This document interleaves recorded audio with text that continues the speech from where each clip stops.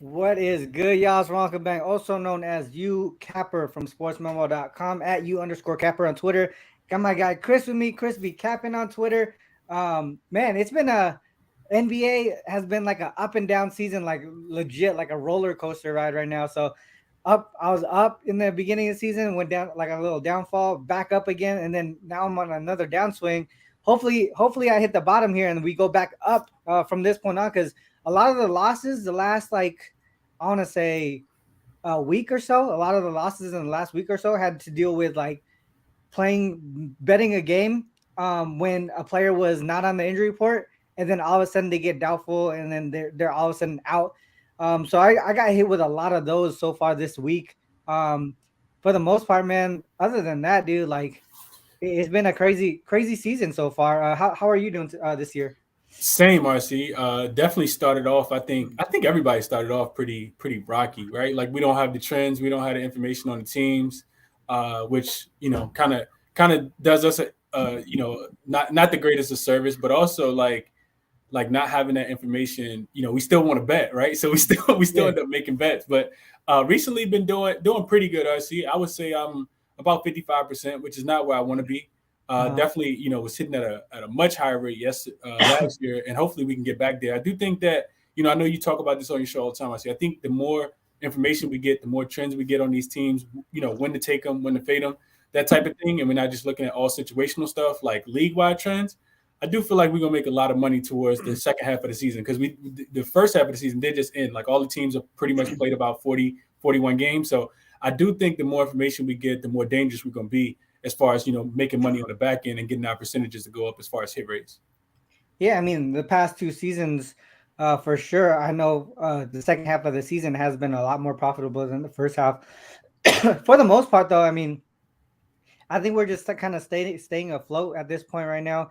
And like you said, more information we have, the better. And for us, me and you, I mean, I think you're more so on that side than me, but I don't play a lot of props, so I'm not able to take advantage of that market as much as you guys do. Just because I look at so many stats on the full game and all that stuff, it's a lot of time and effort to do that. So props to everybody who does everything like props, quarters, halves, full games.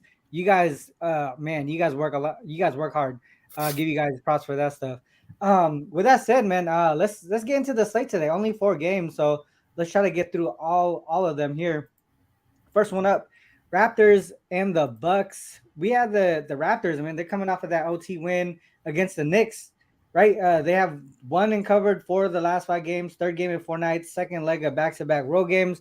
Second game of a 3 game road trip as well. So they both games were on the road.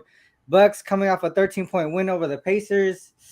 Third game in 4 nights. Second leg of back-to-back games. They don't have a game until Saturday, but they do play against Cleveland. Possible look ahead there.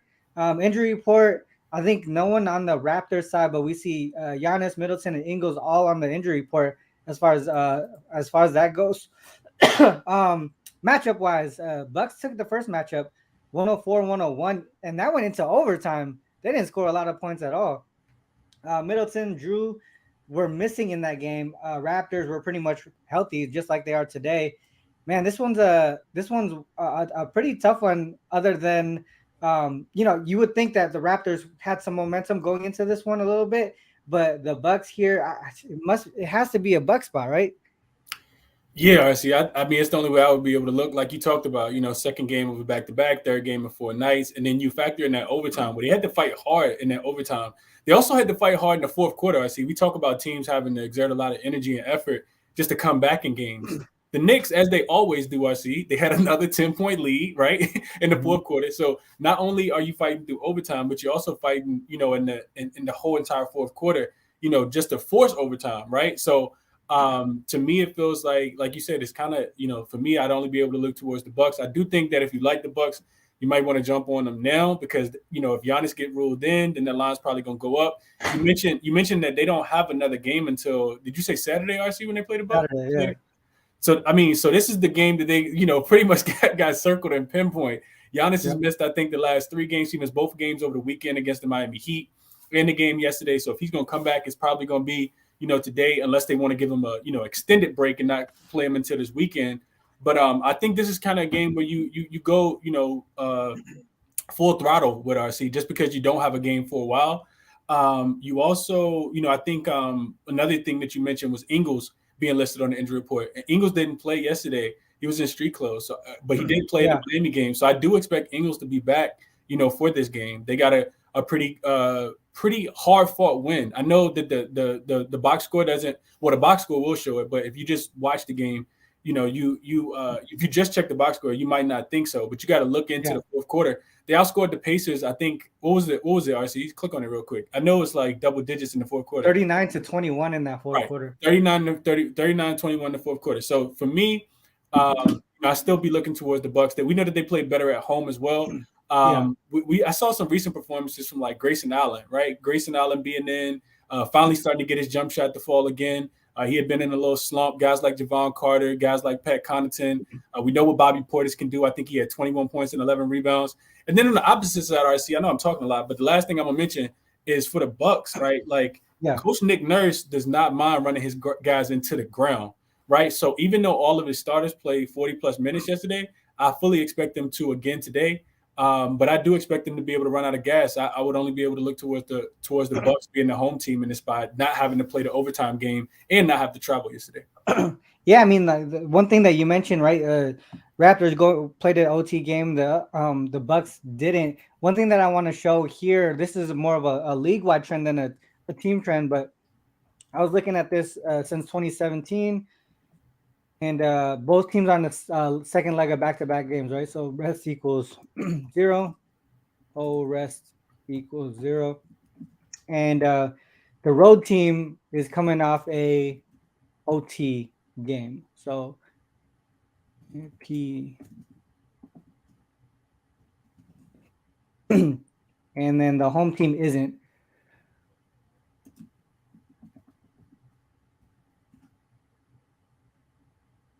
Um, 1-13 straight up, 3-11 ATS. So that means to fade the Raptors in this spot. Sorry, so still coughing. But for the most part, you would think that the Raptors kind of get. Not, I wouldn't say it's a smash spot for the Bucks, but I think the Raptors. I think by the end of the game, I think they're just gonna get tired legs. So there's a possibility that they kind of keep it close early, and then let go in the second half here. And Ingles, like you said, was rested yesterday. I think Giannis does play today. I feel like he was rested yesterday. He probably could have played if it was a meaningful game, in my opinion. Both of those guys probably. So I think they show up today and get it done. So we look at Bucks as home favorites. 17-5 straight up, 15-7 to the ATS here. And if we look at second game of back-to-back games too, this is another thing that I was looking at. 4-1 straight up, 4-0-1 ATS, 1-4 to the under.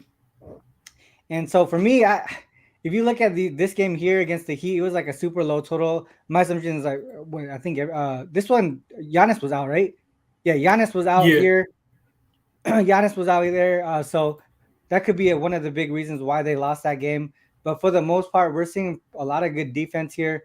And the Bucks playing well in the second half of back-to-back games. If we go to the Raptors side, do the same thing. 2-4 straight up, 4-2 ATS, 4-2 to the under.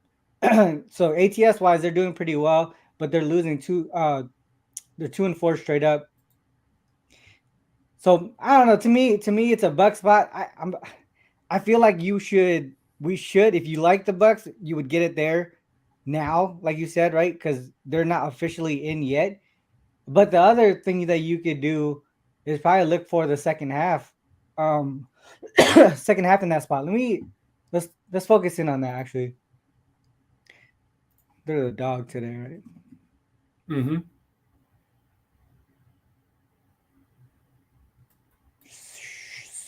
So they actually struggle more in the first half than the second half.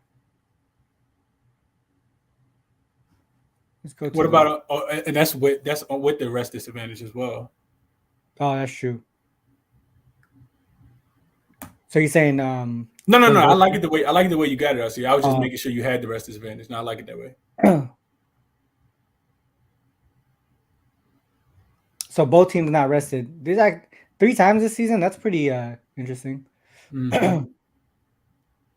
Let's go to the Buck side. Same thing. 2-0 straight up, 2-0 ATS. That first half is where they're killing it. Yeah, and I'm pretty sure. Let's see. One of those games was at home. Only one of them was at home. With the Yeah. Hawks.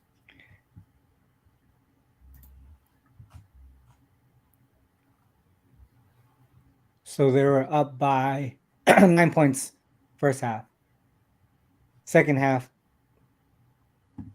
stayed close. Home, same thing. 3-0 as favorites.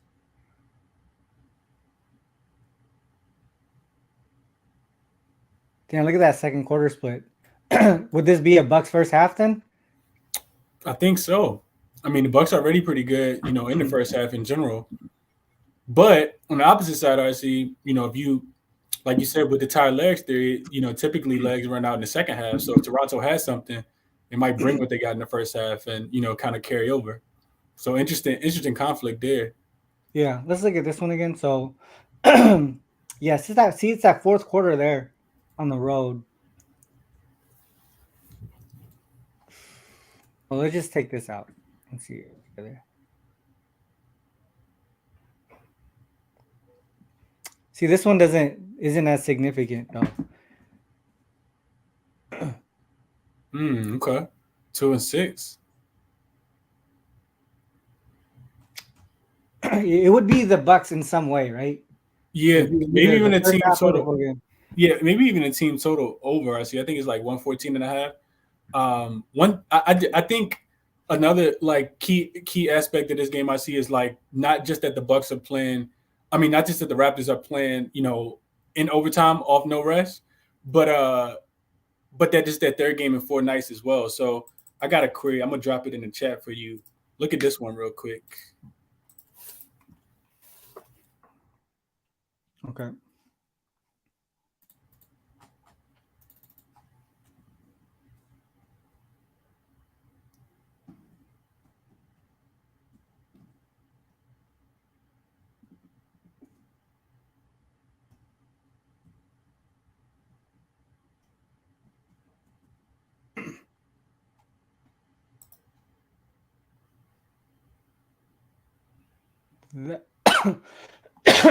Sorry. Road. Second. So we're doing Road Dog. But I think they're playing P site equals. Does not equal their regular site. It should be the same. Are you saying like just a different gym? Different gym. Okay. So we'll say P A P A and A. Right? They played a road game yesterday. Right. Yeah. So 2-8 straight up, 5-5 ATS, 8-2 to the over. To the over, yeah. What about points allowed in that spot, RC? Yeah, so that would be 9-1 to the team total over for the road team, for the home team. So that would be the Bucks. Team total over. What's the number again? I think it's 114. Let's see. That's what I got it in my best, but I just didn't play it yet. 114.5. Yeah. So RC, one thing that's interesting to me, I know you had kind of talked about this the other day in the chat, was looking at Portland, because the Mavericks were coming off a double overtime loss, and you were talking about taking the Mavs team total under. Remember the other day we were talking about that? Yeah. So the Mavs went over their team total. I think just because the day and the age of basketball is like points are just so easily scored, especially when you don't have two like elite defenses in a meaningless game. When I say meaningless, I mean like first half of the season, like it's not really played for anything of significance, right? Yeah. It's not played for like seeding. It's not a divisional game, any of that. So for me, that makes me think like instead of looking towards a team total under for the team that we think is going to lose the game, it's more so look for a team total over for the opposite team. See what you're saying. What if we look at this and so I'm looking at Bucks playing a team that they previously beat in the same season, or like in the most recent matchup. Mm-hmm. We'll just say home favorite. 3-1 straight up, 3-1 ATS, 116.2 full game margin. Look at this though. The opposing team is actually up at half for the most part. Oh, That's you know crazy. what? It's probably just this game only. They were down by like 40, remember, or some shit like Oh yeah, that. yeah, yeah. They were Like down. Yeah, half, they were yeah. down They gave hella. up All right, 54 right points in the there. So first quarter. 20, Yeah, it was 24 82 points. to. Yeah, that's So let's actually take that game out. I feel like that's sort of like a that's definitely an outlier game. outlier. Yeah. Yeah. Equal to shit. They're still down, dude. It's about even. But full game, 118 Look at plus that 7. third quarter, RC. That's what it is. That's crazy. Yeah, it's insane because I know a lot of Bucks backers were back in the Bucks first quarter, first half for majority of the beginning of the season. But now I feel like that's kind of changed. We saw it yesterday, right? Like they Yeah. didn't the Pacers were keeping pace with them the whole entire game up until the fourth quarter, even without Halliburton. That's a 9-point margin, I see. Yeah. So we just take the Bucks full game then, right? Keep Mm-hmm. it simple. Yep, minus the 5 because if you don't do it now, Giannis get ruled in, then it's gonna go up. I think he at least moves the line. What you think, Garcia? A point and a half? At least, yeah. Yeah, at least, right? Yep. And then if you make it cumulatively with with Ingles playing as well, Two that could points be a for him. whole 2 points. Yeah. Mm-hmm. Last 10. No, that's a good point. Any stats that you guys bring up is always good and valid. All right, well, to me, I like it. I like it. All right, so everyone's dropping props and stuff now. Mm-hmm. There you go. Wham All said right, he so on let's Bucks first half full game. Okay. full game. Yeah, I like it. I think we stick with the full game. Just keep it simple there. 4.5. Because you're basically asking them to just win the game. Well, I Mm-hmm. mean, not really, but for the most part, it's not like a double digit spread or anything. Yeah, no, All I'm right, with you. I'm with you, Garcia. let's do that then. I think I like that Bucks full game. All right, so let's go to the next game here. Nets Spurs. This one we have all right. So Nets 2-game losing streak back to back. Oh, back on the road for the first game of a 5-game road trip. So home to road here. Spurs obviously they've been one of the worst teams in the league. Failed to cover the last 2 games. Third game of a 4-game road trip. So they still got another road game after this. KD out is the big thing. Vassell out for the Spurs. McDermott questionable. Nets smashed the first matchup at home 139-103. This one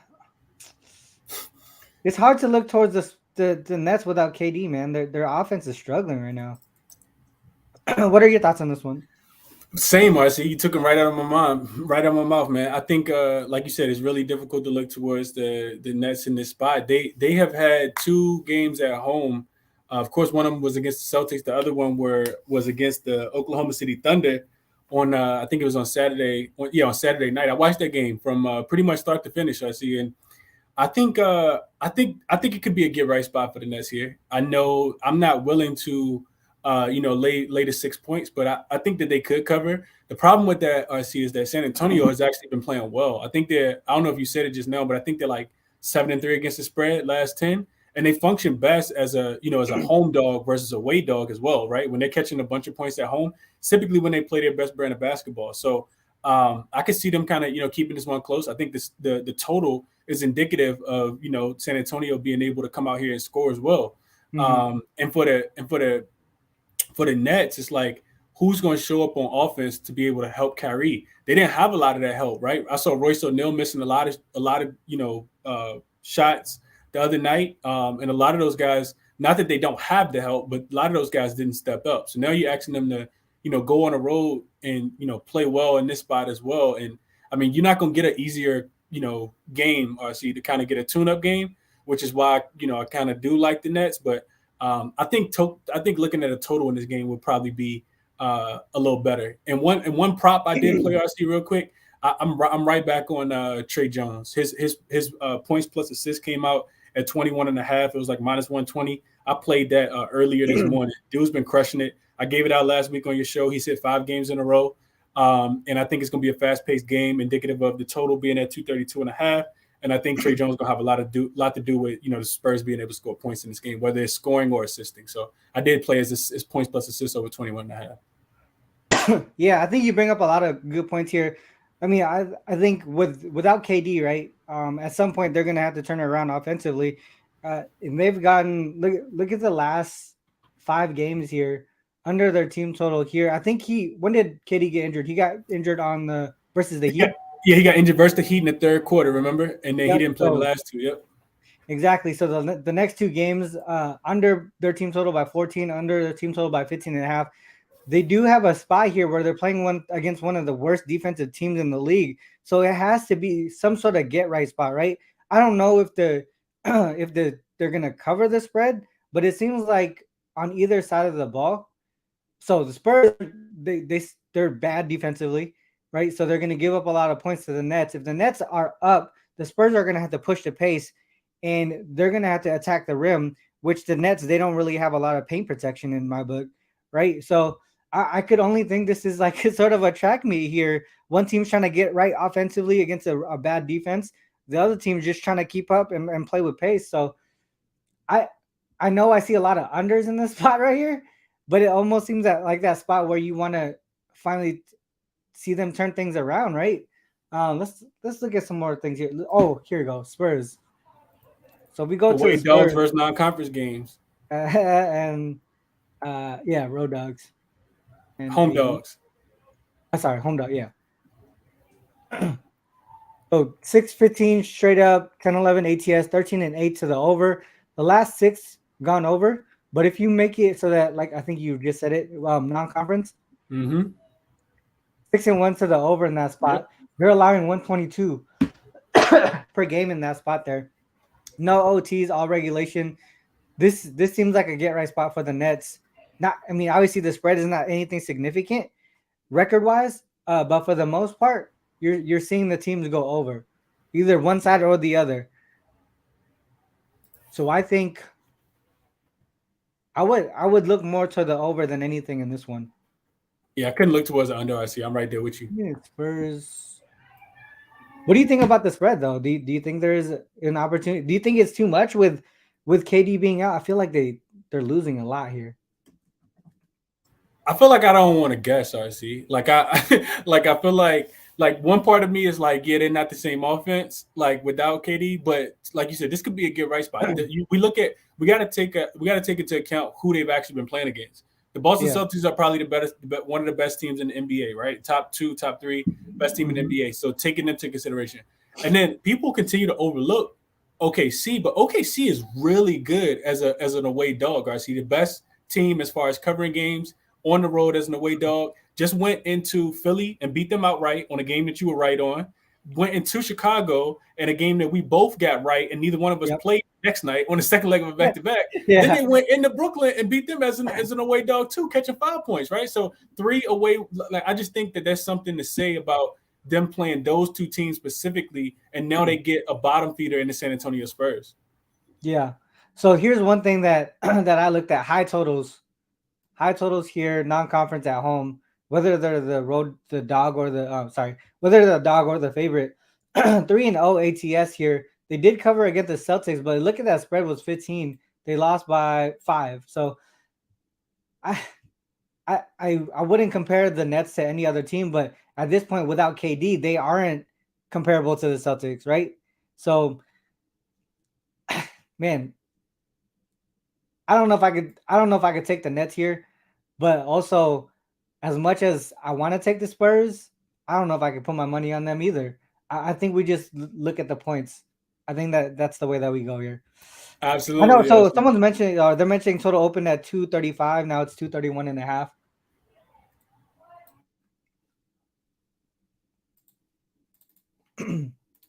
Was it right here? 235, 231.5. It is going down. What are we missing? Just KD not being there, the offense struggling. Yep, I think that's what it is. I see. That's the only thing I could think of. Also, I think taking into consideration, I see they got some. I mean, the Phoenix Suns. I'm just looking at the Nets' upcoming schedule. The Phoenix Yeah. Suns aren't in rare form right now, but that is, I wouldn't say a look ahead spot because I feel like this team has a lot to prove. That being the Brooklyn Nets, just because those guys in the locker room are wanting to prove that they can still score the ball and still win games without Kevin Durant. And Kyrie, came out and said it in the post-game interview the other day. I don't think that we're going to struggle without KD. This isn't the same team that we had last year, but they do have they got the Phoenix Suns on Thursday in a TNT game, and after that they go to Utah, and then they go to Golden State, and then they go to Philly. So like this to me seems like the get right spot and probably the easiest of those next 4 games that they have on this road trip. One thing here too is you can see the last 5 games. The Spurs here, 124.6 defensive rating, so one of the worst in the league. And then you look at pace, they're right there with the top teams here as far as pace goes. You would think that I really do think that this is a get right spot for the Nets here offensively. I mean, because if we're looking at last 5 games, they're 29th in offensive rating, 107.4. Giannis Giannis just got ruled out. Yeah, Chris Middleton remains out as well. Yeah. So you get an even better number now because the money probably gonna come in on the Raptors. Yeah, I think we see how much this moves here. Let's look at something real quick. Are we not on that game no more? We're not. All right, well, let's finish this real quick. So for me, I would only look towards the over. I don't know if I could touch the spread in any way, but for the most part, over or the Nets team total over. Yep. This is to me, this is a get right spot for them offensively. Agreed, Jesse. All right, let's say Nets. All right. I just want to see something real quick with Giannis. Over under or what, RC? I think for the most part it was towards the under, but I know their last game went over without him, I think. Yep, I was on the under yesterday against the Pacers and it flew over the total. But yeah, I think that was the only one. I think it's maybe only one.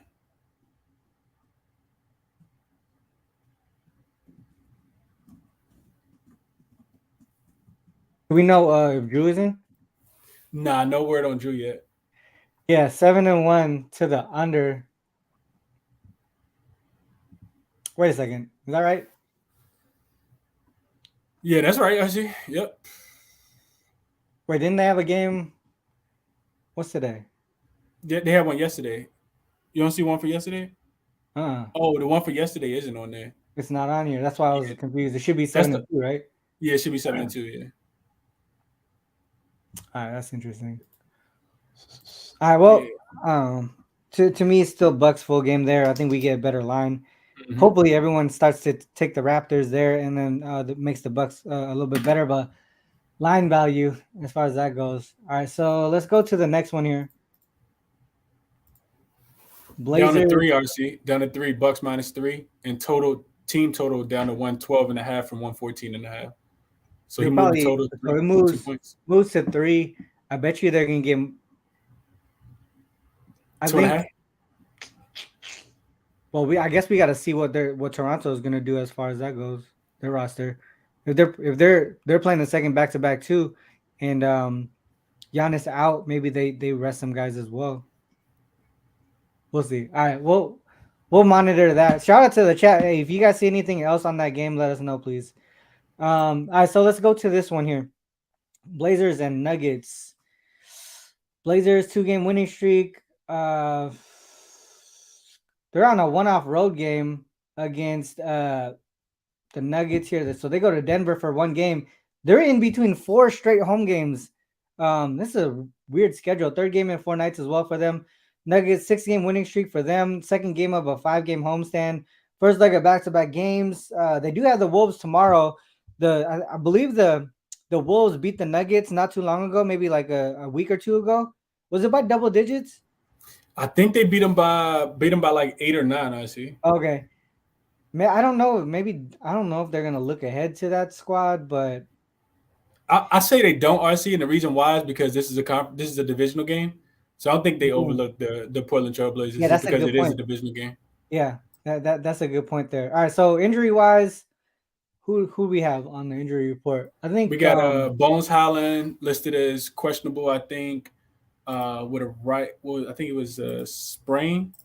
I know he got hurt in that last game. yeah, But other than him, I think everything else is pretty much the same. Murray's probable, right? Yeah, Murray's he's listed as. I think he's listed as. I don't know if it's probable or questionable, but I know he was on the injury report. Let's see. Uh, Yeah. Bones is listed as questionable. Okay, Jamal yeah. Murray is So probable, RC. likely to play. Okay, I got you. All right, so that's going to be important there. I think for the most part, the way that I was looking here was actually to the under. I feel like it's moved up a lot, way too much, 238.5. For the most part, so we're looking at a couple of things here on the trend side. Blazers, they lost 4 and failed to cover in 4 straight road dog situations, and it's mostly due to their offense. And road dogs versus teams with a winning record, 6-1 to the under there. Actually, sorry, I don't know why I'm not putting it up here, but let's put it up. Blazers and AD and Owen. So 6-1 to the under there, only averaging 102.7, allowing 111.4. If we're looking at some of these teams, obviously we're seeing Bucks, Cavs, really legit defensive teams there. But you're also seeing teams who don't play a good defense, which is the Jazz and the Pacers. And those two went under as well. That for me, I can only look towards the under here. I feel like we were given some points, and we should take advantage of it, in my opinion. Right? It opened at 233.5, 238.5 now. If we look at the Nugget side, look at the Nuggets and Reach and PH. So this is one that we rode not too long ago. Second, at least a second home game in a row for the Nuggets. 10-0 straight up, 8-1-1 ATS, 6-3-1 to the under for the most part, allowing 107.7. And I think that's something that to be said here. The other part here is on the let's see here on the first leg of back-to-back games.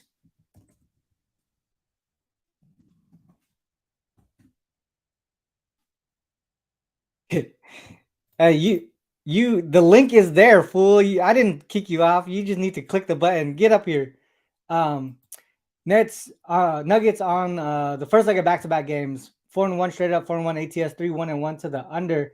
Again, you can see only averaging 108.2 for their opponent. So I think they play really good defense. Also, teams struggle to transition to Denver. The elevation is a problem there, while the Nuggets are there for the second straight game at least, and they're comfortable at home. That's the way that I could look at it. I don't know why a lot of things are pointing towards the Nuggets on the spread here, but I really just want to focus on the under for the most part. What are you seeing in this game? I like both, RC. I think we did the same work because a couple more points before I make a point for the Nuggets. While we're still on the total, can you look at this, RC? Look at the Nuggets when they're at home with a total that's 230 or higher.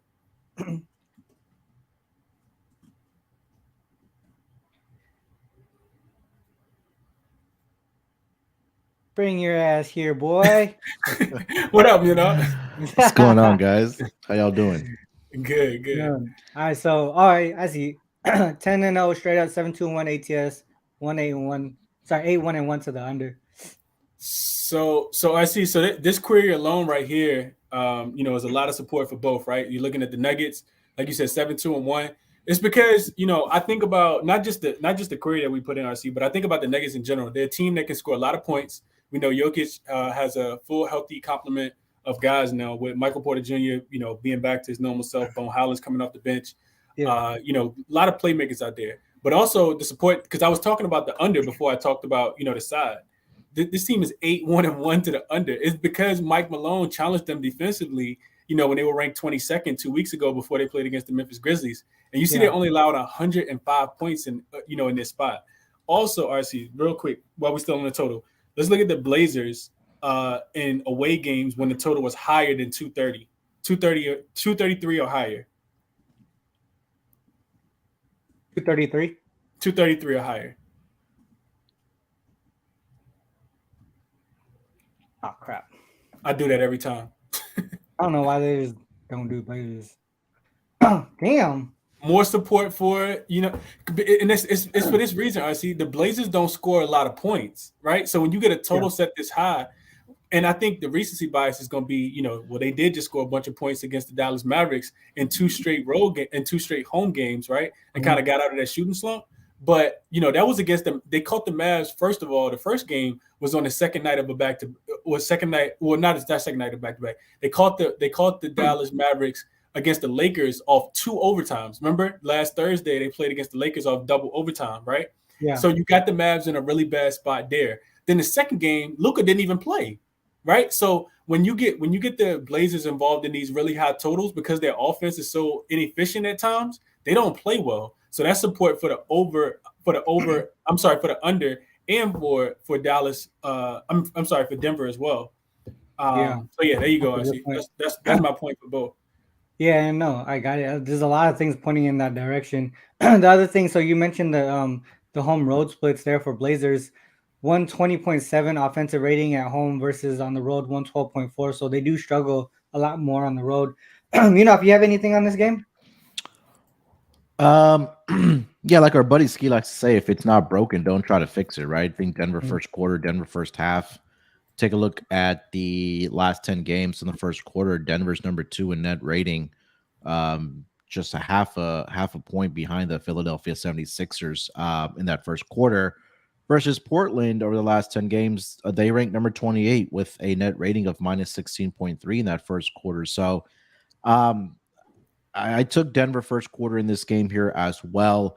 I thought the total was a bit high. I mean, mostly I'm an over player as well, but yeah, I felt like for this game, the total was a little bit high. And if you take a look at what the Portland Trailblazers totals for the road, I believe there's 16-8 towards the under on the road, 11-6 towards the under as a road underdog as well. So those are the two looks I did have for this game. And Damian Lillard, I think that we pointed out in the chat earlier, he just has a lot of success against his Denver Nuggets team. If you want to look at his points or his points and assists combined in this game. Wait, they were on at home.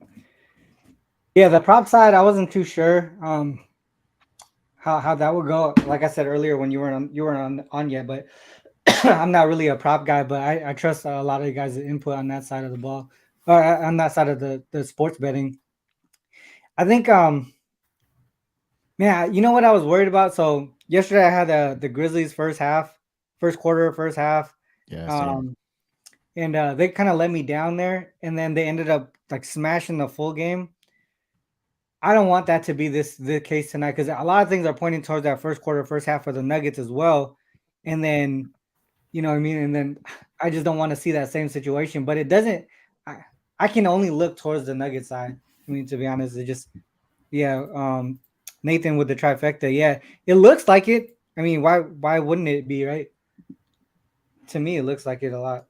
First quarter, first half, and the full game. You're not doing the full game, enough?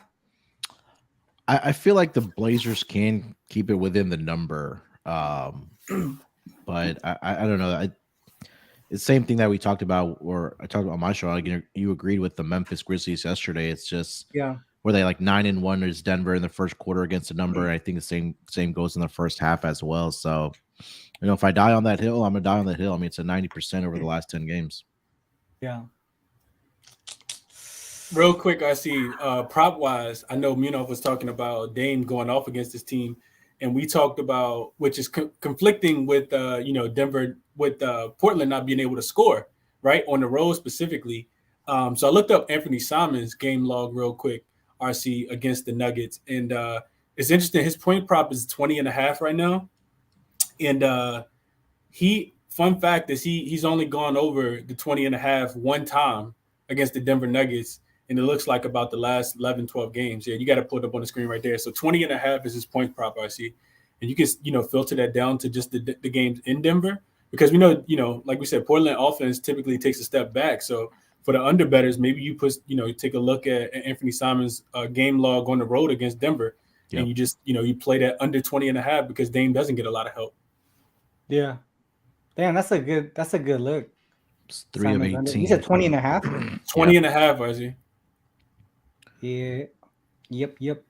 Let's look at Lillard.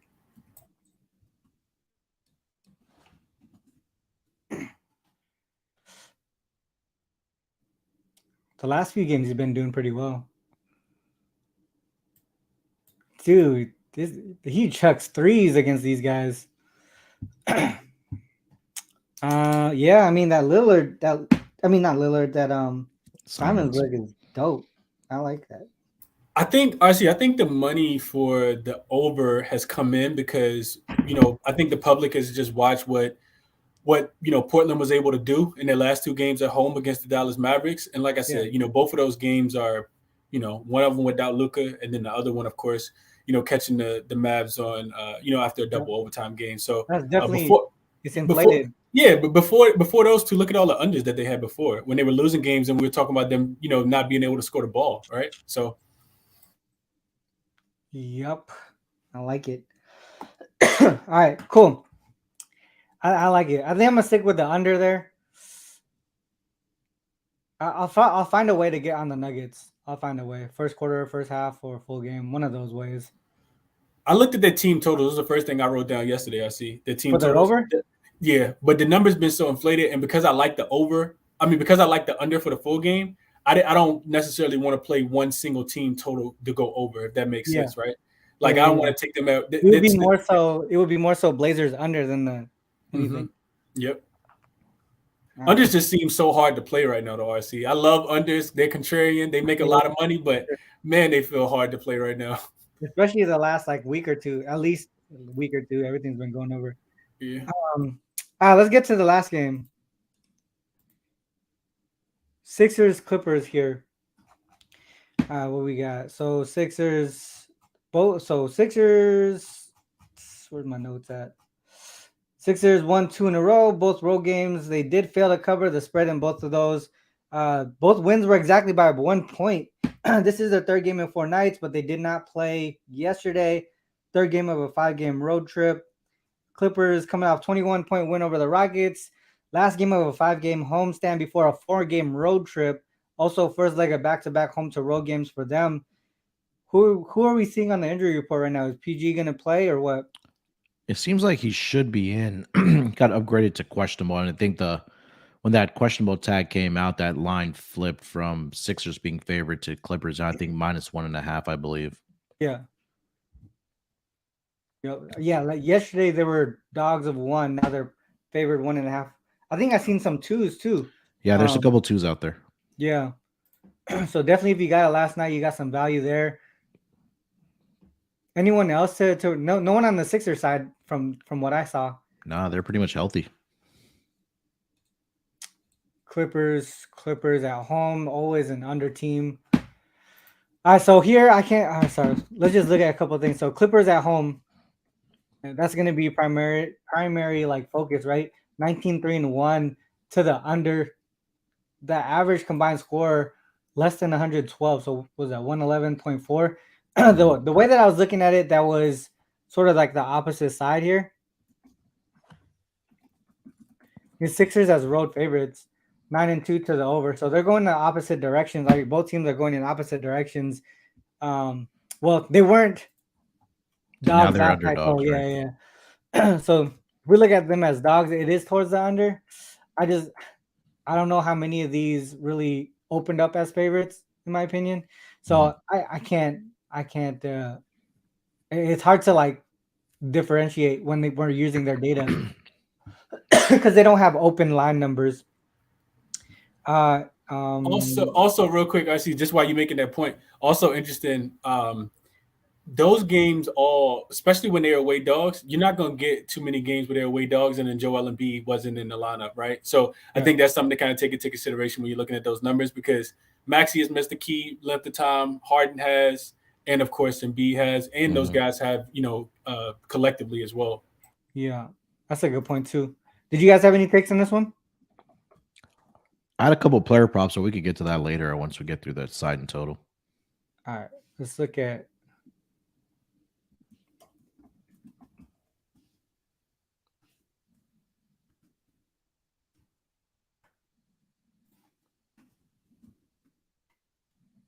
So 9-4 to the over when Embiid is in.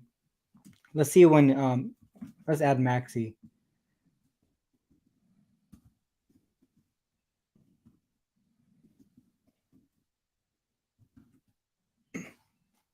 Five and 2 to the over. Look at that spread, 6-1. I mean 1-6. Yeah, for the Clippers. And Harden too. I see why you adding players. yeah. Why we hold on. That's not even supposed to be there. All right, so wait, never mind. That is supposed to be there.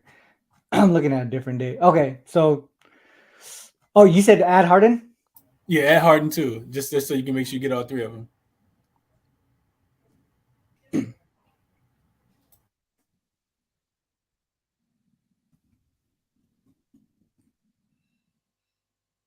Oh shit! All right, so 3-3 straight up, 1-5 ATS, 5-1 to the over. Combined score 232.8. This one went under against the Lakers by a big margin. They were on the second leg of back-to-back games. All right, well, we know on their side they're gonna go to the over. On the Clipper side, they would go to the under. If Paul George plays today, do we see him come back with rust, or does he affect the chemistry at all on the defensive side of the ball, rotations and things like that? Or what are we expecting to see on the Clipper side here? I would think you would see rust, right? Just because he's missed at least 5 to 6 of the last games for the Clippers. And we've seen that typically when guys are coming back, whether it's been a month, 2 weeks even, that they're a little rusty and kind of throws off the chemistry of the players. So they're already going to be without, I think Luke Kennard's out, John Wall's out for this game as well for the Clippers. So I think at least early on, you may see some rust from Paul George. And and even when he did play in the past couple of games, RC, he wasn't shooting the ball very well either. I think that last game he played against Denver, he only played 14 minutes, but that was a complete blowout. He was 1 of 9. Previous game against Miami, 7 of 16. Against Boston, 10 of 22. So I think that you'll see some rust, at least early on, from Paul George if he does go here tonight. Yeah, that's a good point. Yeah, I agree with that, RC. Everything Munaf just said, especially for his game style, right? He shoots a lot of 3-pointers, high energy guy on the defensive end, could be a little winded. First game back against a really good opponent. Yeah, I would think definitely see rust versus rest. All right, so I brought up one trend here. Clippers at home, non-conference opponents with a winning record, 3-0 straight up, 3-0 ATS. Average margin here around 12. Won this one against by 2 points only, but they were on the second. Both teams were on the second back-to-back. Here you see the Pacers and the Celtics. All of them were dogs and they're favorites here. Do you think they step it up offensively here? I was looking at what the stats go. So if we look at points in the paint, Sixers here 57.6. A lot of points in the paint for them. Clippers 53.6. If we look at defending, I don't see either of them here in the top 10 in defending points in the paint. Yeah, Clippers I know are well below league average as far as points allowed inside the paint. So Sixers there, Clippers there. I feel like it's going to be a game where Zubac could get into foul trouble. I know he didn't get into foul trouble in that first game back in Philly, but you know that Embiid's going to be hunting to get him at least into foul trouble. There's not much depth behind Zubac for the Clippers at that center position. Even with Zubac playing that last game with only 1 foul, Embiid went off with 44.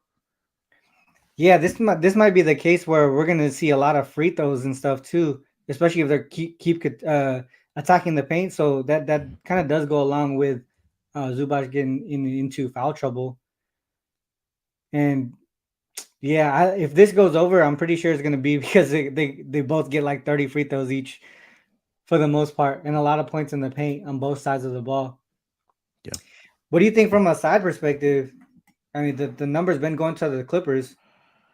Yeah, I was actually leaning towards Philly in this game, just because they're the more healthy team. Maxey came back. Harden's playing real well over the past several games. Embiid's healthy. They're all out there. And you talk about if Paul George does go to level, we just had that discussion of, hey, is he going to have some rust? It's going to throw off the chemistry, as far as rotation, stuff like that for Ty Lue as well. So, maybe look at Philly early, and then if Ty Lue, we know he's great at making halftime adjustments, and then if you want to take a look at Clippers in the second half, I think that might be worth a look. That like literally just what happened when what you just said is exactly what I'm looking at right now. Philly early, right? 33.2, 27.2 in the first quarter, and then the second half here on the Clippers side. Clippers also, I think, the worst scoring team in the NBA as far as second quarter scoring too. RC, the Clippers are the Clippers? Second worst. Yeah, Clippers second worst scoring team in the NBA. I agree with everything Munaf just said. I like Philly in this spot, but the numbers and the trends don't really support it. Sometimes it's just like that. Right. But it's also like a pick'em type game, like where you could just really take the money line for either team that you like, or you take the point and a half with whatever team that you do like, especially if it's Philly and they're the dog. Because one thing I think gets overlooked is what Munaf just said about the injury report. Like a lot of the times, the more healthier team is the team that's actually winning. And in this spot, I know it's the third game in 4 nights for the Philadelphia 76ers, but they are the more healthier team in this spot, having everybody. And they've looked well. They've only won the game by 1 point in the last 2 against the Lakers and the Jazz since they started this road trip. But all we need them to do today is to win by 1 point too, if you take them. Yeah. There's a lot of support on both sides for the spread here, even on the over and under. Clippers have a net rating of minus 17.1 in that second quarter in the last 10 games. Sheesh. Yeah, that's tough. But I just don't expect the Clippers at home to be like hitting this under at that ridiculous rate. At some point, it's going to turn around. I think everybody's trends end up turning around at some point. As far as like team trends and stuff. If 76ers, if Sixers take the lead early, like you mentioned, it's gonna force the Clippers to have to play with pace. Especially if Zubac gets into early foul trouble. Okay. That one's a tough one. I actually like to find trends that only supports one side. I think there's support on both sides. All right, well, I think that's all 4 games here. I think we went to pretty good detail on all of them. Hopefully the viewers got some good information to use in their capping process. RC, real quick, why you still here? Can you pull the screen back up? Let's look. I want to see. I know Munaf said he has some props he wanted to talk about too, but for sure. Yeah. As far as let's look at Harden versus the Clippers. RC, like you go to stab me. That's exactly my play for this game. I took a rebounds and assists over 16.5 for Harden. Yeah, perfect transition right in the to Munaf. RC. Damn, 16.5. Yeah. Dude, he's smashing that. Yeah, that's since he got traded from Houston over to Brooklyn. So I don't know if he has some personal vendetta against the Clippers or what's going on, but he's back home, that's what it is. He's from LA. So I think, he turned up for the Lakers, turned up for the Clippers. You love it. Yeah. I don't know if you want to sprinkle on the triple-double too. Hey, so you mentioned that. All right, so Harden from LA, or this is Philly versus. Oh, this is at home. I thought I was looking at the road towards the Clippers, but at home versus the Clippers, triple doubles galore. Yeah, 3 in a row when he's at home. All right, yeah, that's a good look. What is 16.5 on the rebounds assist? Yeah, I see currently 16.5 over on DraftKings, minus 120. See if I can find a better number.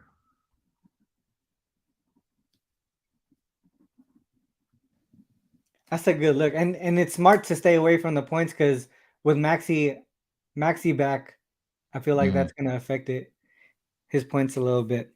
And Embiid domination over the Clippers as well. I think he had like 44 in his last game against the Sixers as well. I think he's had a couple 40-point games against them. Yeah. 44 in the last game, 27, 40, and 36 in the last 3 games. So Yeah. clearly, going over his point prop. Nice. As people expecting Paul George to have a minutes restriction tonight. Which also makes sense. The Clippers organization is a very, cautious organization. They treat their players like, puppets. They coddle them and, rest them and, that type of thing. Raps down to 1 in some spots. Everyone's running to the window towards Toronto. You think they'll end up being dogs? Yeah, if it dropped that quick, honestly, I feel like they have to be. Because, we've been doing the show for 45 minutes, and I told you it opened at 3. It went from 4.5 to 3. Now it's all the way down to 1. So, yeah, I think they probably end up as dogs for sure. Now you wait till the witching hour till Raptors hit some guys too. If that's the case, then it's gonna come back to Milwaukee. Yeah. So, yeah, man, it's tough to play that game, especially with everything going on right now. But I would only look towards the Bucks. If they become dogs, I'm taking the Bucks, dude. There's no way. If they end up, if they're dogs, I'm gonna take the Bucks. Yeah. I'm sure you guys touched on it, but the amount of minutes the Raptors starters played last night, Jesus, like it's crazy. It's crazy. But there's times this season, earlier in the season when I brought it up, where they played like 40 plus minutes the previous game, and then I was like, all right, they're gonna lay down, they're gonna have tired legs, and they come back and smash the next game. Like, dude, that's not right. You can't be doing that stuff. All right, let's go to the recap here. We've been at it for about an hour already. Let's go with Chris here, since you were here from the beginning. So let's start with you first. Do your recap. Yeah, I see. So I know we touched on a lot, but player prop I talked about in that Spurs and Brooklyn Nets game is Trey Jones going back to his points plus assists over 21.5. I think I got it at -120 earlier. Locked that in. I talked about it last week. He cleared that, I think, in 6 straight games now. I think ever since Devin Vassell got hurt, he's gone over. He's the guy that's initiating the offense and scoring. So that's my favorite look of the day. Also, with you on that under, just haven't played it yet in the Denver and Portland game. Also leaning pretty heavily to Denver being able to cover that point spread as well. I do think that Portland struggles with a total so high.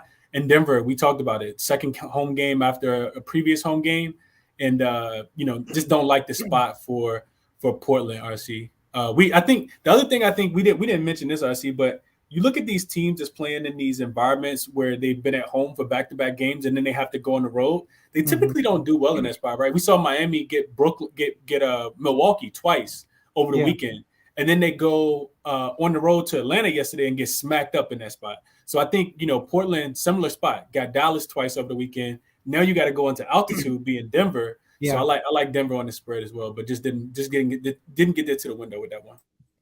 I agree. I just feel like if it was at like 5 or something like that, I'd get there with the Nuggets, but this number seems a little bit too high. But total wise, I like the under just because it's not just because, but we brought a lot of good support towards the under. But it's moved up to 238.5. So I like it at this number here. What do you have going on? You missed the first 2 games, but you talked about the last 2. Yeah, I think I got to continue with backing Denver here. First quarter, first half. First quarter right now I'm seeing -2. First half's at -3.5, pretty much across the board. Also, the prop we just talked about, James Harden. Rebounds and assists over 16.5. You could get even money over on FanDuel at 17.5. So those were the 2 my favorite looks. Also for the Nets game, TJ Warren over 1.5 3-point shots made. It was at +145. I think he's knocked down at least 2 3-pointers in 3 straight games. San Antonio, we've talked about it, volumes all season long. how they're not a very good 3-point defending team. Yeah.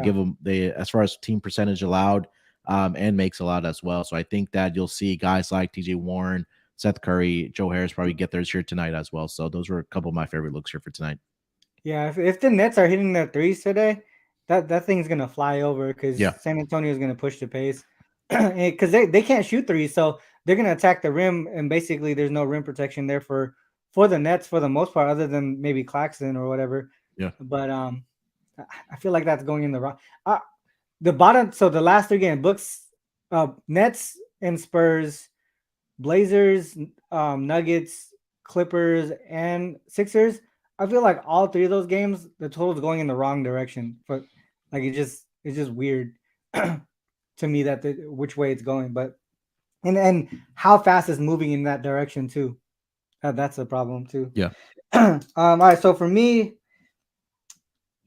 I want to say the Nuggets full game under would probably be the best one for me. In this game, I feel like we're getting a lot of good value there at 238.5. I would get that now. Because I think this might be the highest total we get. Other than that, man, I think I'm staying away from the sides. Maybe look towards the Nuggets in some way, first quarter, first half, or the full game. I think Bucks, if they end up being dogs, I'm gonna take the Bucks. And then I think we talked about the Nets over and Nets team total over as well. I think I would look towards the full game over on that one, if anything. And I really like the props that you guys brought up. The Simons one, under points, Harden, rebounds, assists. Trey Jones is like unassuming. Like you don't expect him to put those types of numbers, but he always does it. Yeah, especially since Devin Vassell left with the injury. He's been, I think it's 6 straight games that he's gone over that projection. So I know Dream put it out on Twitter, and Chris just talked about it as well. So yeah, I'm with that as well. Got you. All right, well, I think that's it for today's show, guys. Shout out to Chris for being here. Munaf, thanks for coming on towards the end of the show here, adding a lot of great information in the short time you were here. Next show, I should be on tomorrow. We have a bigger slate tomorrow. We got, 8 games? 1, 2. And we got some lines already came out, too. Yep. We can start doing some research. But, all right, let's do the closing comments, I guess, and nothing else. Do you have any last comments? Chris, I know you got a show. You got your daily spaces 2:00, right? Yeah, 2:00 your time, 5:15. Well, 2:15, 5:15 Eastern time, RC. So yeah, tap back in with me there if you guys want to. We might have more injury information, so that's why I typically do a later show. But I have some official plays and be sharing some insight for sure. And Munaf, I know you got a show early in the day, right? So you struggle with the injury report sometimes. You never know who's playing, but for the most part, you get your information out the quickest. Yeah, we usually go around 11 Eastern every morning on the NBA Gambling Podcast. So come tap in with us. We're usually live on YouTube and on Twitter. All right, cool. All right, with that said, guys, this is the end of the show. Please hit the like and subscribe button before you go. I always got to end with this too. Whether you fade us or follow us, it is on you guys to make that call. Good luck with all your action. Until next time, peace.